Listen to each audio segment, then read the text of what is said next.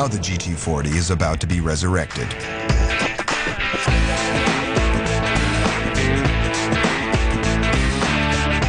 The Ford Motor Company have launched a new version of the classic GT40 called the Ford GT.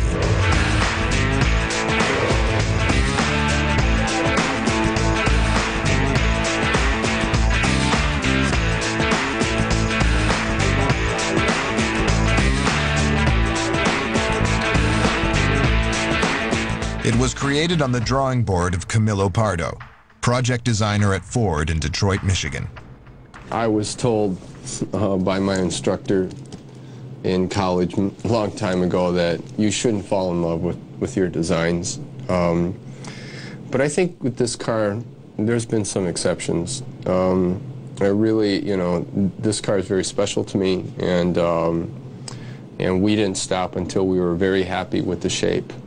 We didn't stop refining the shape until we were completely satisfied.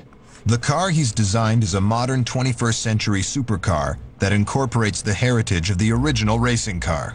I was born in '63. The first GT40 was rolled out in the courtyard in '63. By '66, it was winning Le Mans, and by '70, I was already drawing. The vehicles on the street in the late '60s and the early '70s are the vehicles that influenced me. Those cars had some very exciting shapes, so that was, I think it was quite intriguing. It so happens that these days you see a lot of influences from the '60s and '70s in furniture, new furniture and architecture and fashion. So this car kind of landed at the perfect time when everyone is enjoying a lot of this classic heritage in design. It was very much a car that I've always wanted to do, and it was like designing a car that I wanted, for myself, and how would I want the vehicle to be. And that opportunity is very rare.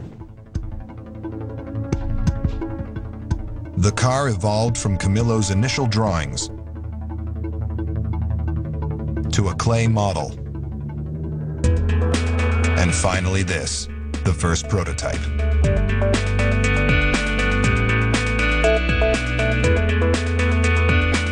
Well, what makes the Ford GT different from a lot of cars that might start at $30,000 is that you're paying for state-of-the-art equipment, performance, suspension, engine, materials.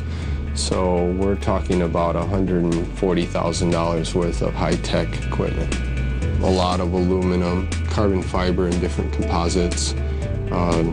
A lot of horsepower for that money, and the best in class suspension and brakes and handling.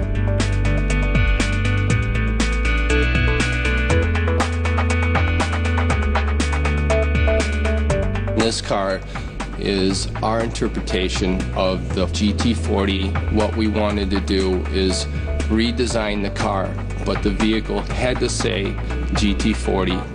It also had to be a very contemporary vehicle.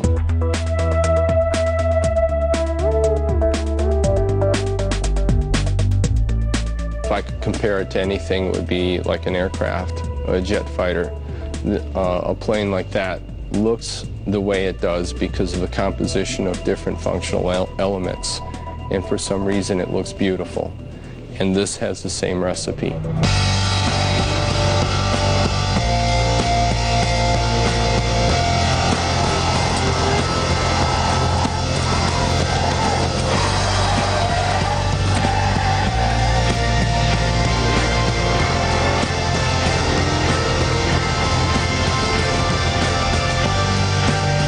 This winning formula of functionality, combined with beautiful design, was finally unveiled to the public in September 2003.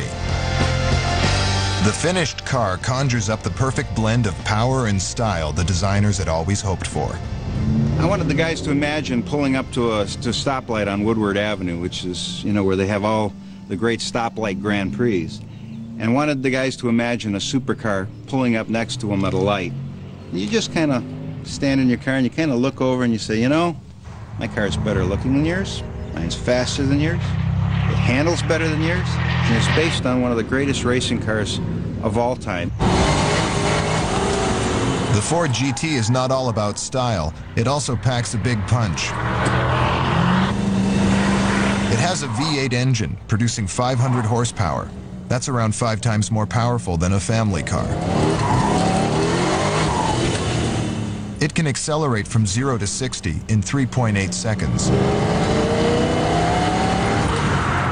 With a top speed of 194 miles per hour. It's just a visceral thing, you know, to drive this car, and it's just great. You're sitting there at a light, and you go, wow. And you know, when you get on it, the power is going to be there. For the whole team, creating this car was more than just a job.